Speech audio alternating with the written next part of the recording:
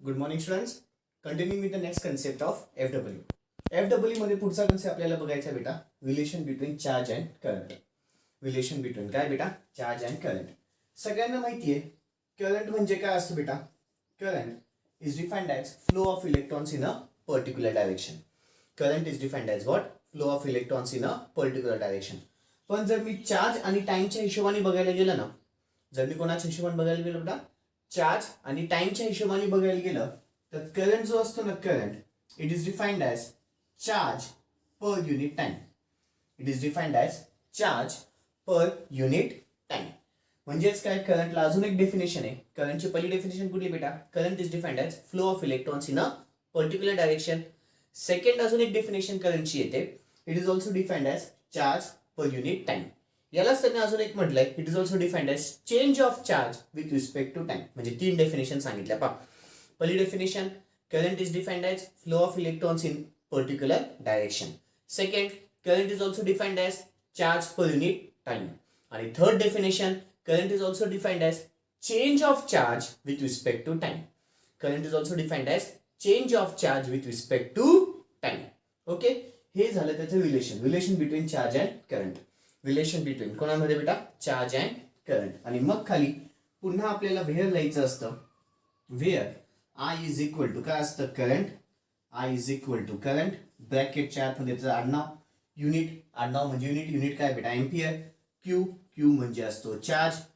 म्हणजे असतो चार्जचं युनिट काय बेटा कुलम. आणि टी म्हणजे काय बेटा टाइम. टाइमचं युनिट काय बेटा सेकंड्स. टाइमचं युनिट काय बेटा सेकंड्स. कळालं relation between charge and current. चलो व्हिडिओ पॉज करा. आधी हेडिंग टाकून घ्या relation between charge and current. किंवा सोबतच व्हिडिओ पॉज नका करू डायरेक्ट चालू द्या. Relation between charge and current. Relation between charge and current. Okay, त्याच्यातला पहिला पॉईंट लिहा. Current is defined as flow of electrons in a particular direction. Current is defined as flow of electrons in a particular direction. Current is defined as flow of electrons in a particular direction. Okay, एक code सोडून खाली लिहा. Current is also defined as charge per unit time. अजून एक definition एक code सोडून खाली. Current is also defined as charge per unit time. All मध्ये तिथेच ऑल शब्द टाका आणि खाली पुन्हा लिहा. ऑल शब्द टाका खाली पुन्हा लिहा. Current is also defined as change of charge with respect to time. Current is also defined as change of charge with respect to time. Current is also defined as change of charge with respect to time. तिघं definition सांगितलं बेटा. ठीक आहे. खालच्या ओळीमध्ये capital I is equal to Q upon T असं लिहा. खालच्या ओळीमध्ये capital I is equal to Q upon T असं लिहा. आणि व्हेअर सगळंच्या सगळं लिहून घ्या.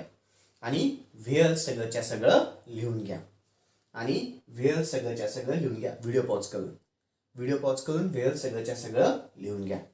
ओके, आता आपला बेटा पुढचा कन्सेप्ट चालू होईल. तो म्हणजे असेल इलेक्ट्रिक पोटेन्शियल.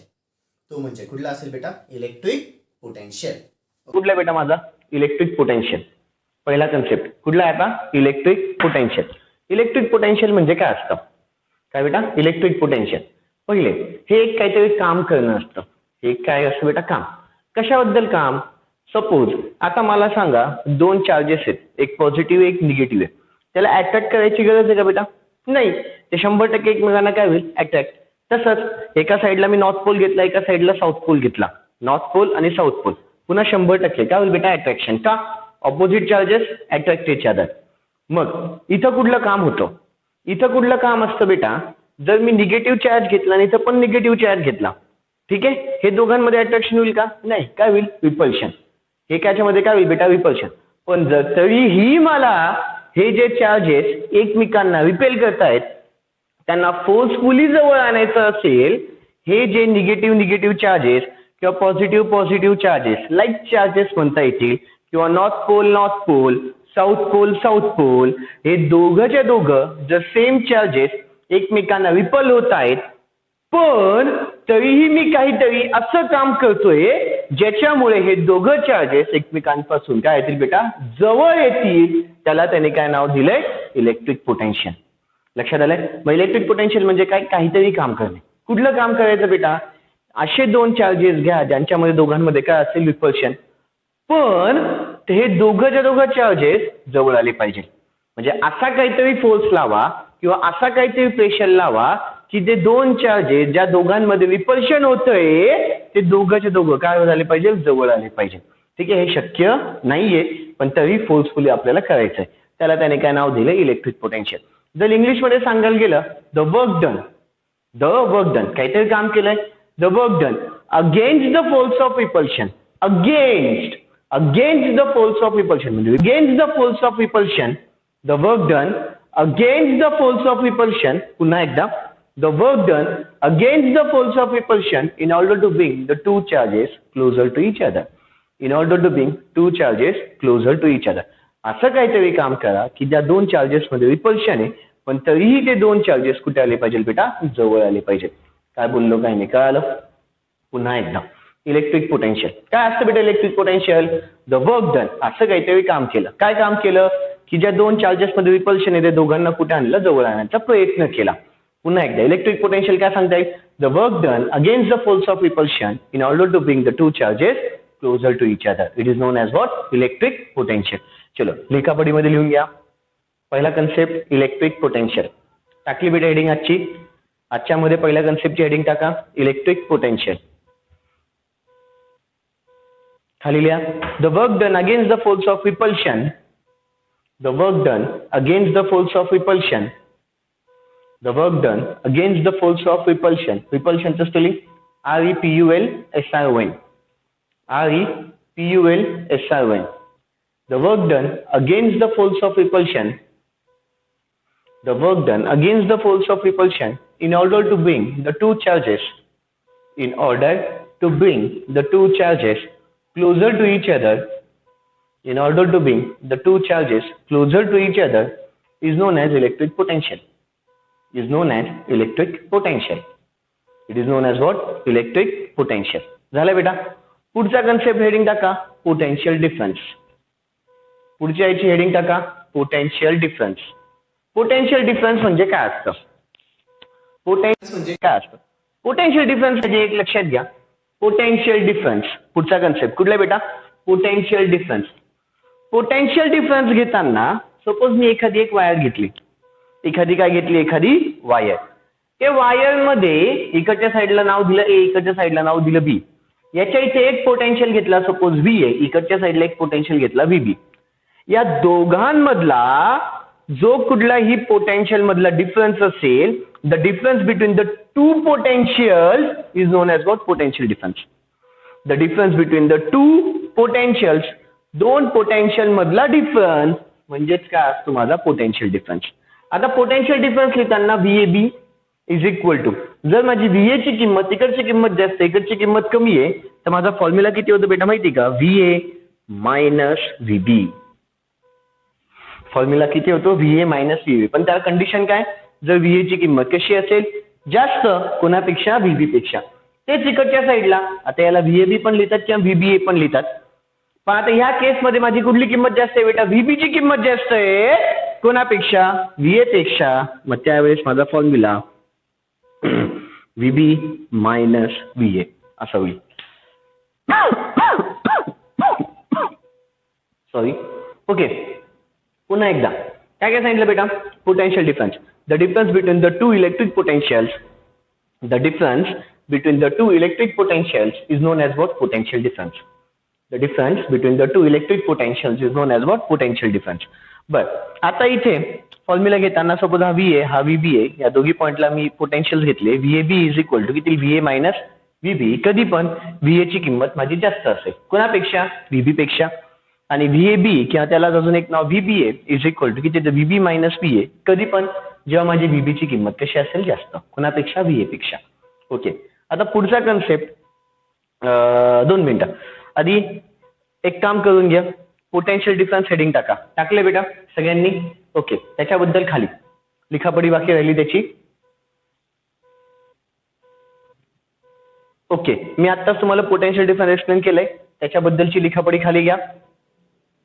त्याच्याबद्दलची लिखापडी खाली घ्या. The difference between the two electric potentials, the difference between the two electric पोटेन्शियल्स,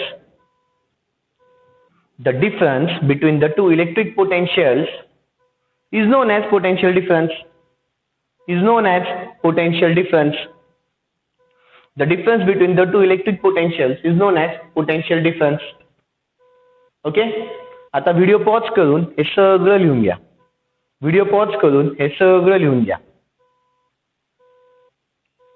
झालं बेटा लिहून? आता पुढचा कन्सेप्ट रेजिस्टर रेजिस्टन्स. ऑलरेडी सांगितलंय बेटा, ठीक आहे, पण फक्त थोडंसं आपल्याला डिटेलमध्ये आता इथे बघायचंय. रेजिस्टर काय करतो बेटा? It opposes the flow of current. आठवतंय? रेजिस्टन्स काय करतो? It is the property of resistor which opposes the flow of current. It is the property of resistor which opposes the flow of current. Resistor झालं, resistance झालं. हा त्याचा काय असतो? Symbol. Symbol करताना आधीच सांगितलं होतं, ही लाईन वरती ही लाईन खालती, पुन्हा ही लाईन वरती ही लाईन खालती, दोन होतात सिम्बॉल. एक सिम्बॉल कुठला बेटा? हा फिक्स वाला आहे. फिक्स वाल्याची इथे एरो येत नाही आणि व्हेरिएबलच्या इथे काय येतं बेटा? एरो. ज्या ज्या ठिकाणी तुम्हाला एरो दिसेल, आता हा नवीन कन्सेप्ट सांगतो, ऐकून घ्या. ज्या ज्या ठिकाणी तुम्हाला एरो दिसेल, समजा तुमचा कुठला बेटा? तुमचा variable resistor. Variable resistor fix resistor मध्ये फरक काय? फिक्स रेजिस्टर म्हणजे सपोज हा एक रेजिस्टर असेल, त्याची किंमत 5 ओहम आहे, तर 5 ओहम आयुष्यभरासाठी त्याची किंमत किती असेल बेटा? 5 ओहम. हा व्हेरिएबल म्हणजे काय? त्याची किंमत एका रेंज मध्ये असते. किती ते किती? 1 ते 10. मग मी 1 ते 10 मधला कुठलाही रेजिस्टर तिथे घेऊ शकतो, किंवा 2 ते 8, व 2 ते 8 मधला कुठलाही रेजिस्टर त्याच्यामध्ये घेऊ शकतो. म्हणजे हा काय झाला? व्हेरिएबल. त्याच्या व्हॅल्यूज काय होतील? व्हेरी होतील, म्हणून त्याला काय नाव आहे बेटा? व्हेरिएबल. युनिट काय त्याचं? ओहम. त्याच्यानंतर पुढचा महत्वाचा logic mathematical formula. Mathematical formula मध्ये आर इज इक्वल टू किती असतो? याला म्हणतात रो. इथे लिहून घेतो, हे माहिती आहे, त्या दिवशी पण सांगितलं होतं. आर इज इक्वल टू किती असतो? रो एल अपॉन ए. हे शक्यतो कुठे लिहायचं बेटा? आपल्या जागेत. आपली जागा माहिती आहे बेटा कुठे असते? वहीची वरची असते, ती आपली जागा असते. ठीक आहे, त्याच्यामध्ये असं काही बेसिक्स लिहून घ्यायचे म्हणजे मग लक्षात येतं. Capital R is equal to किती असतं? Rho L upon A. R म्हणजे काय? रेजिस्टन्स. युनिट काय त्याचं? ओहम. रो म्हणजे काय?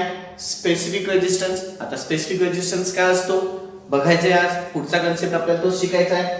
त्यालाच अजून एक काय नाव आहे? रेजिस्टिव्हिटी. त्याचं युनिट किती येतं? Ohm metre.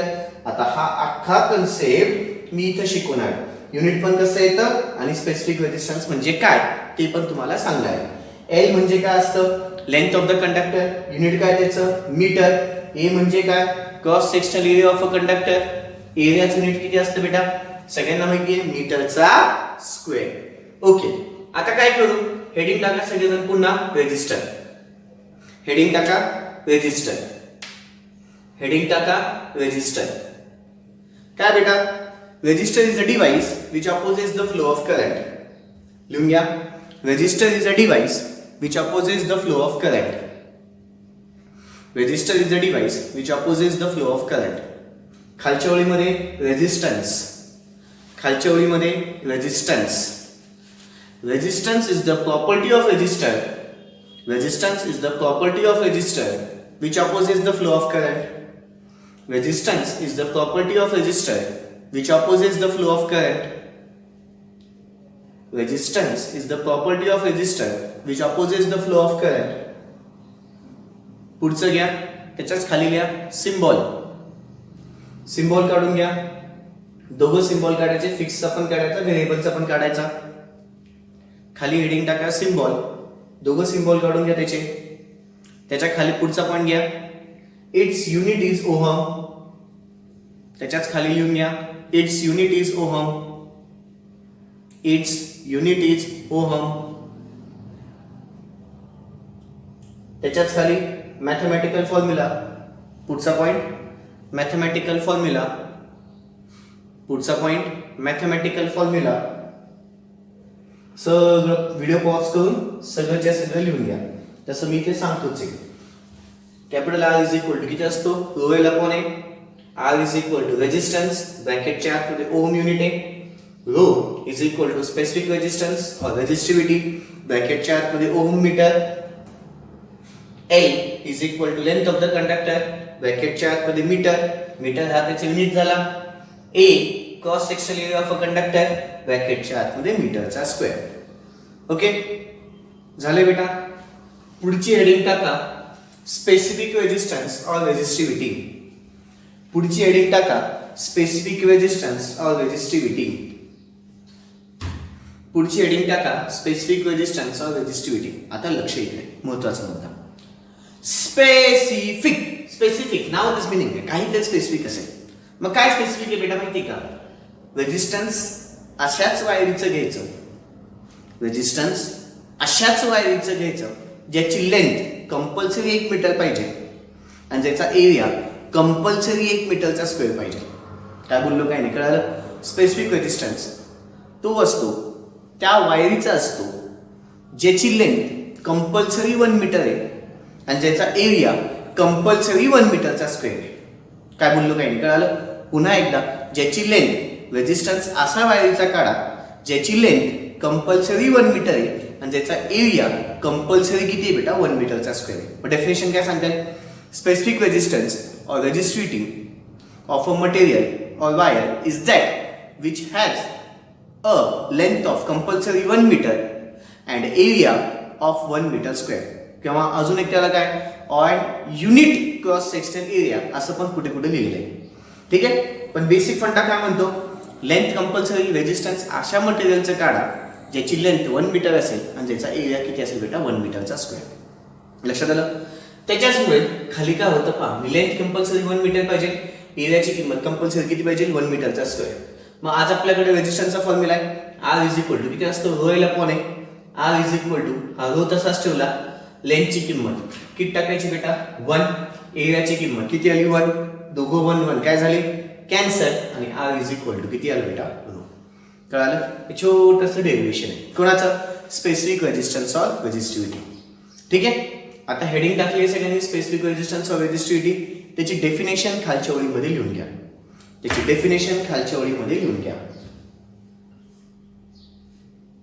स्पेसिफिक रेजिस्टन्स और resistivity is defined as specific resistance or resistivity is defined as specific resistance or resistivity is defined as the resistance of